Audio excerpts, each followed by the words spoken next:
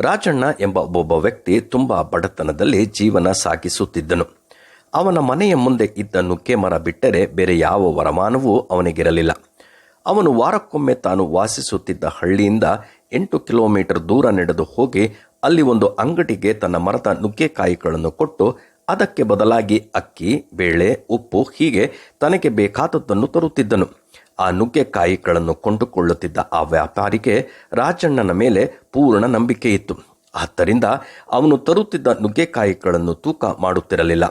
ರಾಜಣ್ಣನ ಮರದ ನುಗ್ಗೆಕಾಯಿಗಳು ಬಲು ರುಚಿಯಾಗಿರುವುದರಿಂದ ಅವು ಬೇಗನೆ ಖಾಲಿಯಾಗುತ್ತಿದ್ದವು. ಒಂದು ದಿನ ಒಬ್ಬ ವ್ಯಕ್ತಿ ತನ್ನ ಮನೆಯಲ್ಲಿ ಒಂದು ವಿಶೇಷ ಕಾರ್ಯಕ್ರಮವಿದ್ದರಿಂದ ಎಲ್ಲ ನುಗ್ಗೆಕಾಯಿಗಳನ್ನು ತನಗೆ ಬೇಕೆಂದು ಕೇಳಿದ.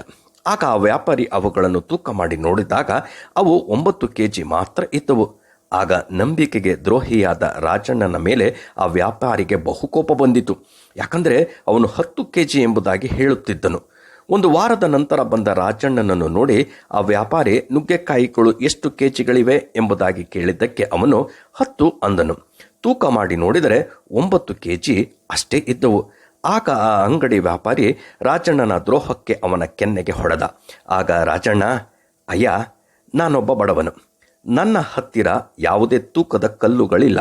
ನೀವು 1 ಕೆಜಿ ಅಕ್ಕಿ ಕೊಟ್ಟರೆ ಆ 1 ಕೆಜಿಯ ಅಕ್ಕಿಯ ಪೊಟ್ಟಣದ ತೂಕಕ್ಕೆ ಸರಿಯಾಗಿ 10 ಸಾರಿ ಅಳೆದು ನುಗ್ಗೆಕಾಯಿಗಳನ್ನು ನಿಮಗೆ ತಂದು ಕೊಡುತ್ತಿದ್ದೆನು ಅಂದನು. ಆಗ ಆ ವ್ಯಾಪಾರಿಗೆ ಮಾತೇ ಬರಲಿಲ್ಲ. ನಾಚಿಕೆಯಿಂದ ತಲೆ ತಗ್ಗಿಸಿದ. ನೋಡಿರಿ ಪ್ರಿಯರೇ, ನಾವು ಮಾಡಿದ್ದೇ ನಮಗಾಗುವುದು.